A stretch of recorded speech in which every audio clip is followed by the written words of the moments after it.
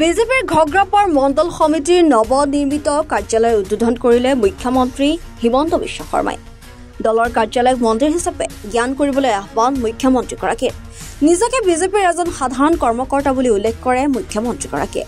ঘগ্ৰাপাৰ মণ্ডল বিজেপিৰ সম্পাদক অঞ্জন শৰ্মাই আধৰা অনুষ্ঠানটোত উপস্থিত থাকে মন্ত্ৰী জয়ন্ত মল্ল বৰুৱা, বিজেপিৰ জিলা সভাপতি জয়ন্ত ভোজ বৰুৱা, ঘগ্ৰাপাৰ মণ্ডলৰ সভাপতি মনোজ কুমাৰ ডেকা, টাউন মণ্ডল সভাপতি অঞ্জন ডেকা, উত্তৰ পূব নলবাৰী মণ্ডলৰ সভাপতি নন্দলাল চৰকাৰ, বাজাজী মণ্ডলৰ সভানেত্ৰী চপলা ৰাজবংশীকে ধৰি কেইবাগৰাকীও গণ্যমান্য ব্যক্তি।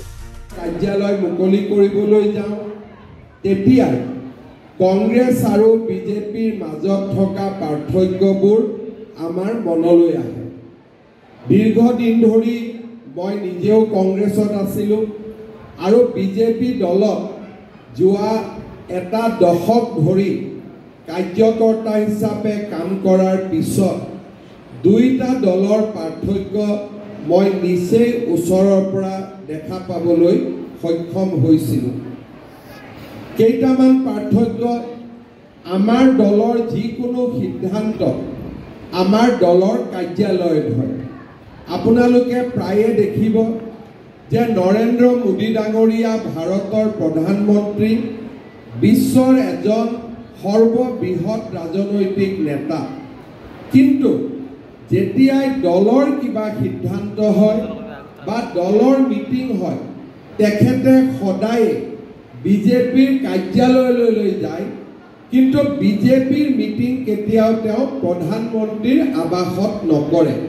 তেওঁ বিজেপিৰ মিটিং সদায় প্ৰধানমন্ত্ৰীৰ কাৰ্যালয়ৰ পৰিৱৰ্তে আমাৰ যি দিল্লীত কাৰ্যালয় আছে তাতেই তেখেতে মিটিঙলৈ আহে, মিটিঙলৈ বহে।